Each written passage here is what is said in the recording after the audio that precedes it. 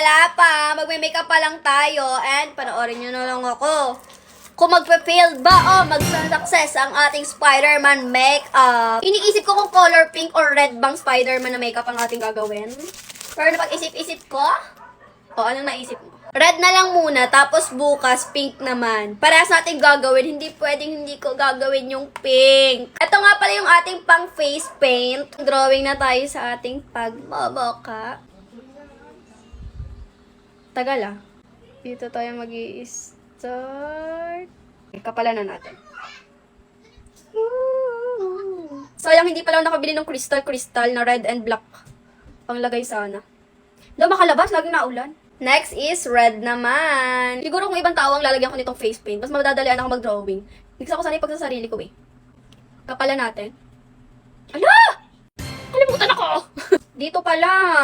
Kailangan pala ng bilog. Uy, ka talaga, Heart Gonzaga. Bilugan na natin ang ating eyes. Yan. Paano ba? Yan. Para bang may sasagot sa kanya. Tanong ng tanong, paano ba? Wala ka dyan, B. Pinili mo yan. Parang napalaki, ano? Hindi ba masyadong malaki, guys? Hala, bala kayo? Okay na. Tuloy naman natin yung pagkukulay ng red. Oops. Oops. Yeah. Damihan natin para red na red talaga. Ayusin natin yung line mamaya.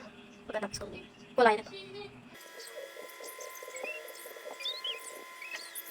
Ayan, okay na. Yung mga line naman ang gagawin natin ngayon. Tanan!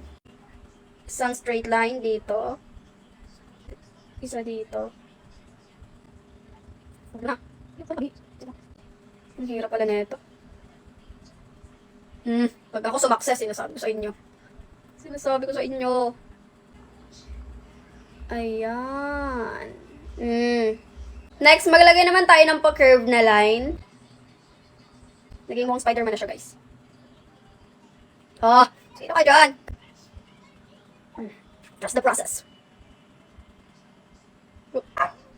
Patapos na.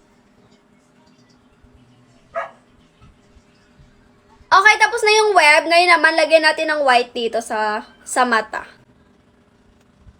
Okay, di naman yung nagawa kong web, oh. Sumakses ang person. Dapat pala ganitong makeup yung ginawa ko nung ako nanood sa sine ng Spider-Man. Maglagay na tayo ng foundation.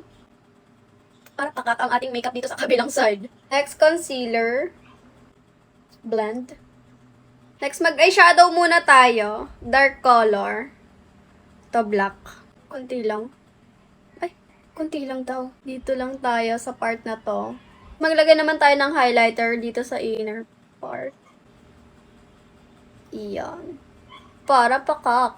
Ayan, final look na agad. Hindi ko na na-videohan yung pag-makeup ko kasi na-low-bat. Kaya tinapos ko na and here's the final result ng ating Spider-Man makeup. Gagawin ko na yung transition ng Spider-Man kaya panoorin nyo na lang.